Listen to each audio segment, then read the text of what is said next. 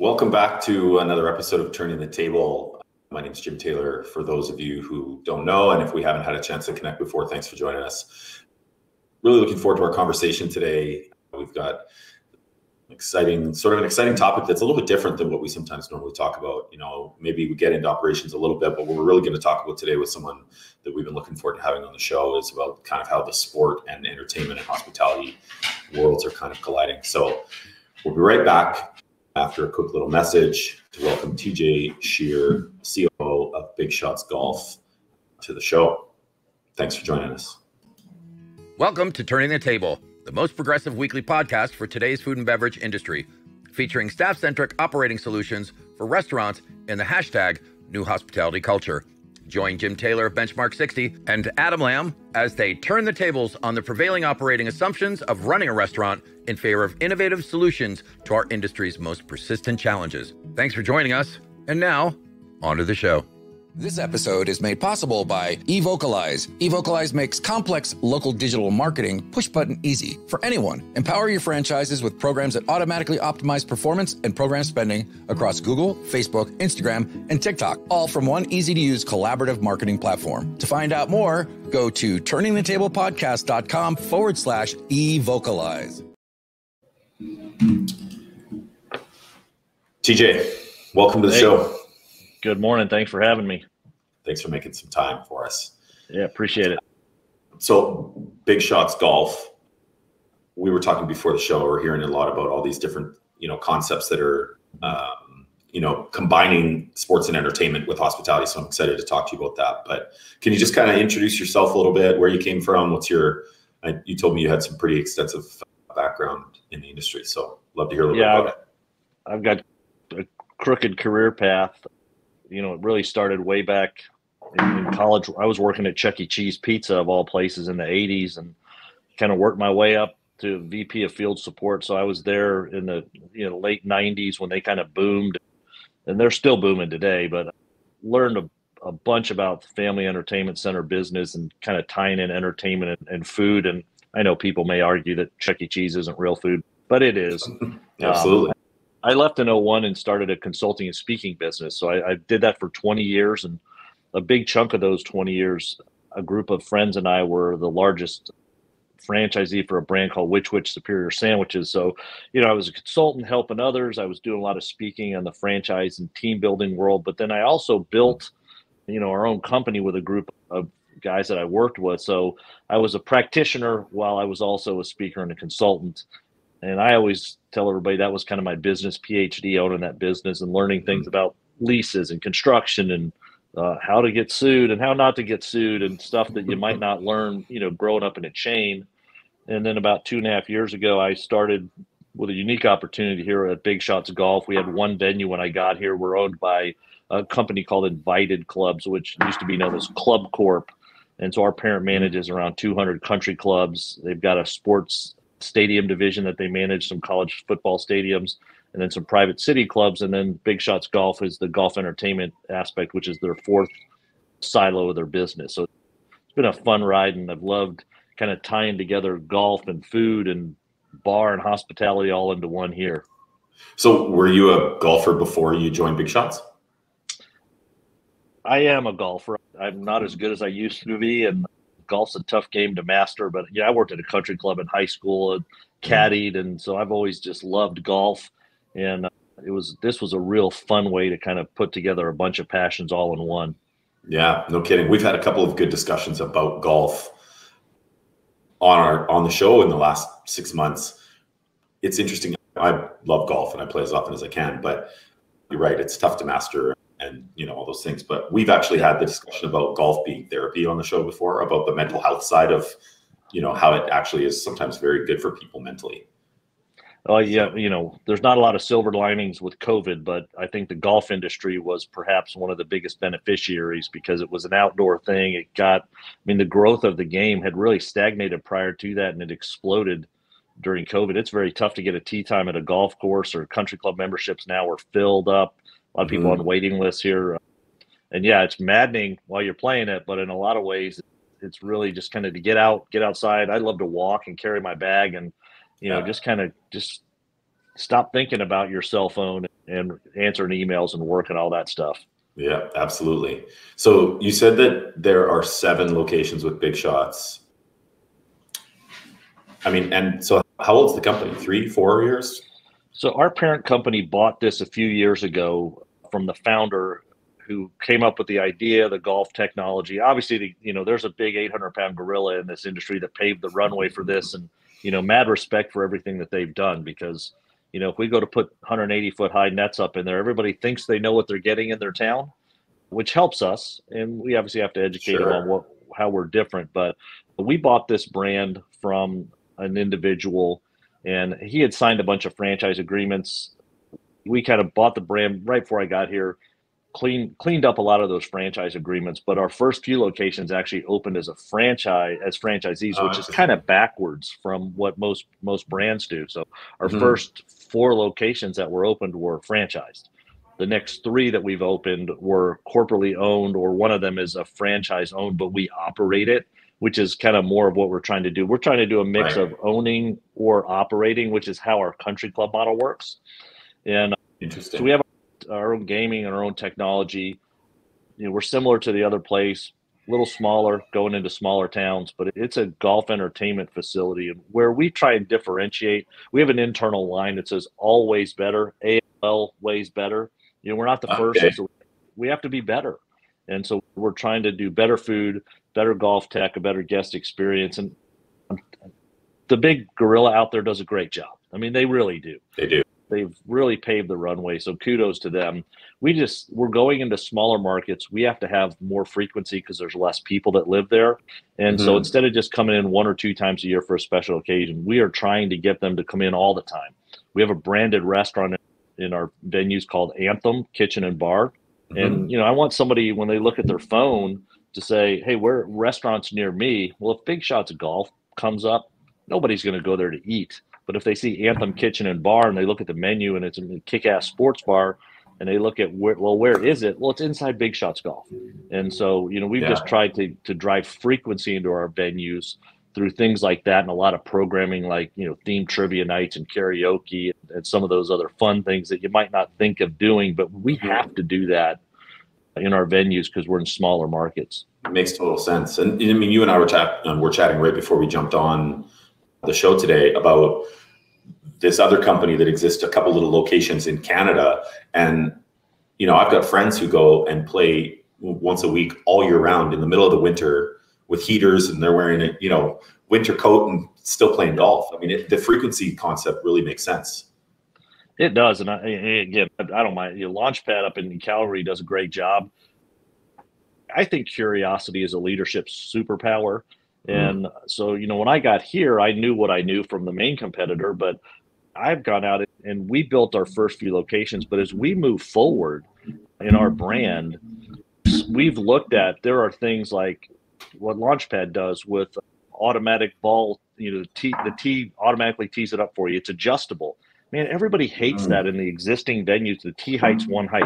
It's too small. It's too low for the driver. It's too high for a brand new person learning to hit an iron. So, they have neon lit targets out in the range. So there's a little more interactivity. So we actually spent, as we were opening our locations, a large amount of time visiting all the competitive socializing places, so that as we build our new prototype coming into late 2024, when our next wave of facilities will open, we're going to essentially have the best of the putting concepts, the best of the indoor simulator concepts, and the best of the outdoor range concepts all in one place, because we do want to move into major markets. We do want to drive revenues, and we have to have a better product. I can't put my current product today anywhere near the existing product because they're so well known that best known beats best, I think, is a slogan I've heard a long time ago. Sure. So if we want to beat the best known, we have to essentially build a better mousetrap entirely. Yeah. So competitive entertainment, I heard you say that. Is that sort of what you call the category? Yeah, it's called, I think, competitive socializing is really, socializing. So you look at, especially like we have a venue over in the UK. So I've been over there a number of times, and they've got, F1 has a facility now, and there's darts, and there's actually a soccer or a football one over there called Toka Social. Over here in the US, I've seen baseball, cricket, basketball. There's all these kind of competitive socializing places, let alone all the, the indoor amusement parks and trampoline parks and things that are kind of more in the family entertainment center that are geared for a younger crowd. But, the putting concepts here have exploded in the US. And there's a number of them, indoor, outdoor. Yeah. There's probably 4 brands I can think of off the top of my head. And it's a great way for people to go out, get together, have a little fun. It's, it's kind of just modernizing the old bowling alley and some of those things that were the only things to do from a competitive socializing back in the day. Well, and even the bowling alley thing is starting to come back. I mean, there's a few concepts that I've seen that are essentially a full nightclub with bowling alleys in them. And they're really hard to even, get a reservation in those places where every other bowling alley in the market might not be all that busy. So, I think that you look at the consumer, you kind of merging sports and hospitality. It's not, back in the day when I was growing up, it was the bowling alley had a snack bar and, they may have served beer. And now what you look at, there's axe throwing, there's escape rooms. This stuff just keeps going on and on, but everybody is trying to create an elevated food or bar experience and adding some sort of technology. Because I think, going back to my Chuck E. Cheese days, the one thing I learned from them that you have to keep your brand relevant and fresh. And you look at a lot of restaurants and especially a lot of the family entertainment centers and the competitive socializing places, their first year is the busiest year. And that's not a way to run a healthy business. You can keep building a bunch of those, but at some point the new growth can't outpace the same store sales decline. You have to have that ability, whether it's through technology or facility refreshes, to go in there and reinvent it. And Chuck E. Cheese has perfected that. They're 45 years into this thing. It's still cranking away. And I look at the landscape out there, and I think in 5 or 10 years, a lot of these players are going to be gone because the newness and the gimmick that you're built around will wear off. Pickleball is one of these things that's gone insane lately around here in the U.S. And it's great. I play pickleball. I love it. It's awesome. But it's all about the spectator experience. And I think that's where a lot of people miss the boat in these places. You've got to, if you're putting, well, you're not going to be, playing mini golf the whole time or putting. You're going to be either watching others or you're waiting for your turn to play. So, the people that are in this space really have to ensure they understand the spectator experience as well.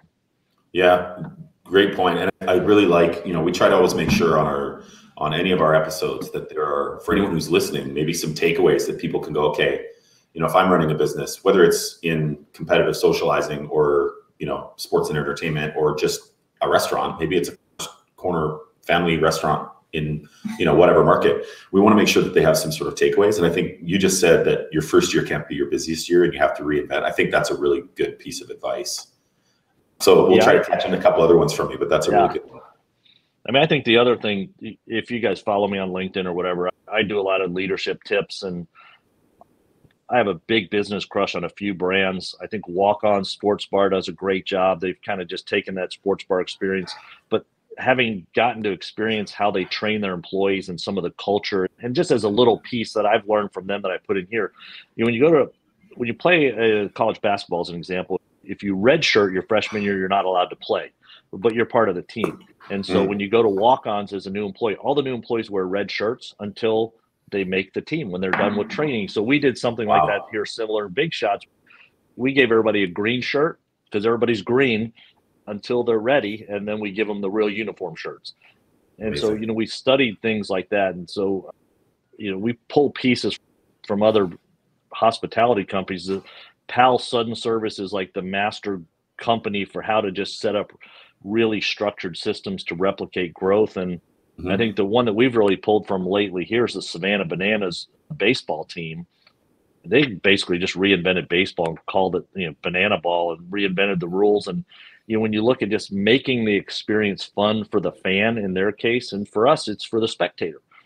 And so really, if I was running a restaurant today, and we have a pretty high volume food service operation in our facilities, but I've been in the restaurant business since I was 16. And you look at the ability to personalize the experience, deliver the experience that guest wants. And the nice thing is now we have technology. We might have their name if they placed an order online to pick it up. We might have a reservation system so that we know they have a birthday celebration when they come in, and using all those little clues to really wow the guest with that technology, no matter what business you're in. in the hospitality Absolutely. world. Those are some simple takeaways that I would encourage everybody to do. So your restaurant, Anthem, is it, Mhm. because a lot of the places, and I need to make sure I say this right, but the competitive socializing businesses, Yeah. a lot of them, you're in the space, you're playing the games, you're doing your thing, and your food comes there. Is Anthem a separate dining space? It is. So we have, I think when a lot of these places, especially in our case in the golf entertainment world, you get on a long wait on a Friday night or Saturday. One of the challenges in our business is whether you have 30 tee boxes or 100, they're booked on Friday nights and Saturdays. And so when somebody comes in and they have to wait 2 hours, I don't want them to go eat somewhere else. I certainly don't want them to go off property. So I want them to come in and eat in our restaurant. The competitor did this long ago. We didn't invent this, but we want them to come to Anthem just to eat, whether they play golf or not. Monday to Thursday, I have plenty of excess capacity. Come on in and have some great burgers. We do hand breaded wings. We do an elevated sports bar food because, again, I need them to come in frequently. I want them to come watch the game, host their draft, fantasy football draft party here in our venue. And you have to have better food. When you're first and you own the market, you don't have to focus on these things because there's no other choice. And any of us that get into this space, the one thing I still get a lot of phone calls from people, and I've met with the guys in the cricket places and the baseball places, and we had the same thing here. We try and overdo the food from a menu standpoint. We had kale this and quinoa that, and you know what? When people are here, they want burgers and wings, and the quinoa and the kale didn't sell. And everybody tries to differentiate themselves so much on the menu. We hired a food consultant that does a phenomenal job, and I can give somebody their information off the air. Hit me up on LinkedIn. But they came in and they're well respected. They said, "Do not change your burgers, do not change your wings. They are top notch. But here's how you can simplify some things in operations." And we took 2 points out of cost of goods sold. We took 20% out of our service times by simplifying our menu and making it easier for our kitchen to get the food out faster, make sure it's right. So instead of trying to do, the quinoa grain bowl with pepitas and dried blueberries and peppadew peppers, and, Billy Joe's coming into our venue here in Texas going, "I don't even know what all that crap is. Just give me a burger." Sometimes we try and outthink the consumer, and you just need middle of the fairway food that's really damn good, and people will come back for it. That's a great golf analogy. Middle of the fairway food. Yeah. Yep. And you're right. There's so much going on right now, I think, in terms of menu engineering and menu creativity and, innovation in the food side of the business. But when you look at, the type of consumer that goes out the most, and you look at what's the easiest way to remain profitable and battle all these rising costs, I mean, what you're talking about completely makes sense. Well, and that, to me, a lot of that's a byproduct of, again, COVID forced all the restaurants to simplify. Well, now the guests are into this 2, 3, and 4 years. I can't go to McDonald's and get grilled chicken or a salad anymore. You know what? I used to go there to get that. I can't anymore. And it's made their operation a lot simpler. I think they're a lot busier than they used to be. Obviously they have a drive-through, so it's a little bit different deal. But I think that COVID kind of trained the consumer to do a lot of third party and delivery. And I think their bar for food standards has lowered, which is not great, but everybody's different. I order Chipotle. I order on the app. I go across the highway and I go pick it up. My marketing guy orders Chipotle through DoorDash, and I look at him and go, "Why'd you spend $8 more to get your food?" And he tells me, "Well, my time's worth $8. And I said, "Yeah, but my food's made 30 minutes later than yours and tastes a hell of a lot better." So we have different needs. He just wants it easy. I want good food. And so I think as you look at your restaurant, again, it has nothing to do with sports.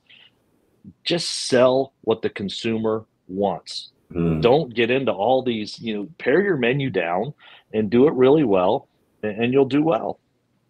That's good advice. Can we switch gears a little bit and talk about the people side of the business? Yeah. Because everybody's talking about, I was speaking to somebody from, actually from 7 Shifts yesterday. I'm not sure if you're familiar with that. And they just did a huge survey with thousands of operators across North America. And the number one challenge that every operator told them they were facing was turnover. The number two was how to manage labor costs. And number three was just dealing with inflation. So how's the people side of the business for you guys? I probably have a very contrarian view to the staffing crisis that everybody says. Now, part of it is, I've written many books on how to run restaurants, how to hire. I was very fortunate in my career to work for so many people that taught me how to create the right culture to attract the right kind of people. And so when we got here, again, I grew a sandwich brand as a franchisee to 17 units, and we were averaging $500,000 or $600,000 a year. You can add a zero and then some onto what we're doing here today. So I've managed in fact, I still have one Twitch restaurant. I got 10 employees there. I do $500,000 a year. And over here, I got 150 employees in a venue doing, at least a comma more than that. And to me, it all hinges on the general manager. You have a great general manager that understands how to build a team of managers. Now, in my case, in a sandwich shop, I just need some supervisors. And then running a BigShots Golf, I need a lot of managers to run these venues and build the teams. And so our marketing team and the group that was here before I got here did a phenomenal job creating our brand story. So we already had the tagline, "Here everyone's a big shot."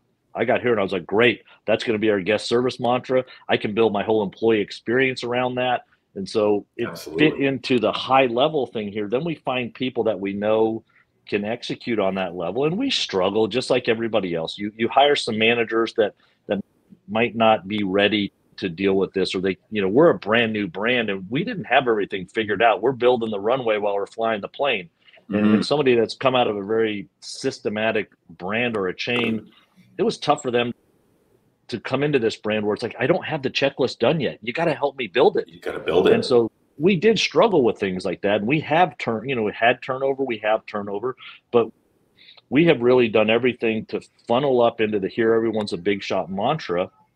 And you hire the right GMs to execute on that, and they'll be the ones that will hire the right people.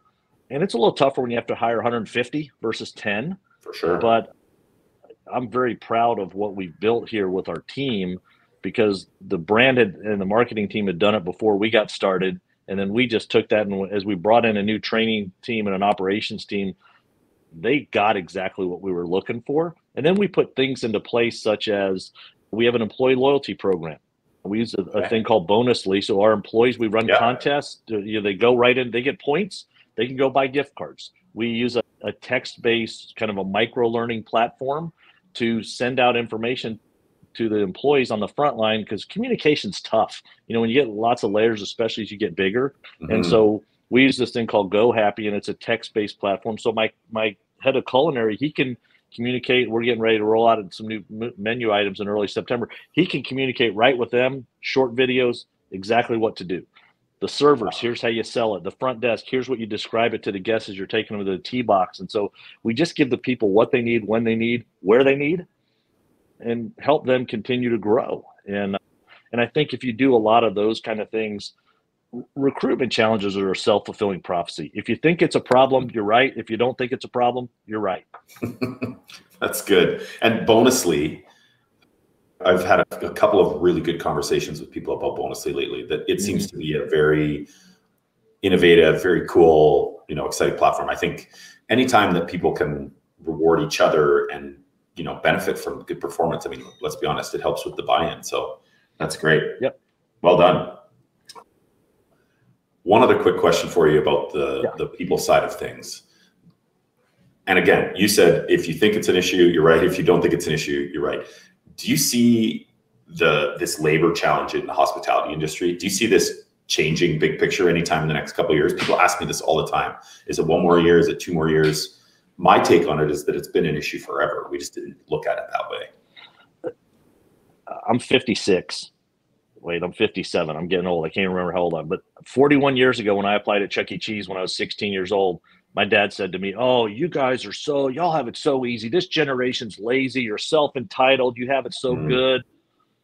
fast forward when, I'm in the real world and I'm saying the same thing. So everything's changed and nothing's changed. I think what's happened to us is, the wages are getting pushed up significantly quicker than we can raise prices. And again, going back to menu simplification, we have to make it easier for our staff to run the business. The days of yesteryear where we're working open to close and we could just, almost abuse the employees and just say, look, go get another job. Well, guess what? There's millions of them they can go get now. So the employee does have the leverage today, and we just need to make sure we simplify, use technology where you can. I mean, think about quick service, and I don't order Chipotle. I don't wait in line. I order on my app, or a lot of places you're ordering on kiosks. And so you do have to leverage technology to make your lives a lot easier and address the labor problem in other ways other than addressing the labor problem, because it is, the restaurant industry is tough. We don't have a great reputation out there, but there are plenty of brands, the Chick-fil-A's of the world, the Pals, and In-N-Outs that are just nailing it.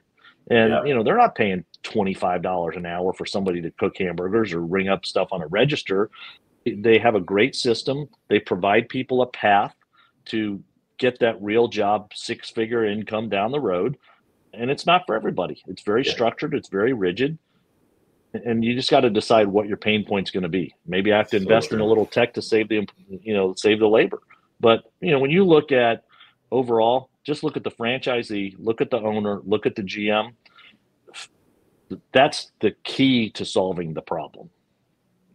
Well said. And the technology and innovation thing, you've mentioned Chipotle a couple times. If anybody hasn't seen their new avocado machines that cut, peel, and chop avocados in order to make guacamole faster than any person ever could, I mean, there's some pretty solid innovation right there, right? Yep. Can't thank you enough for joining. One thing I want to make sure that we get for everybody, you mentioned a couple of books. How do we find those? Now that I have a real job here, I don't have my own website anymore, but if you go to Amazon and just look up Smart Restaurant Guides, or my franchise group was called Smart Restaurant Group. So it's kind of the opposite of the Dummies books, that we've built a Smart Restaurant Guide to operations, another one for recruitment, another one for catering.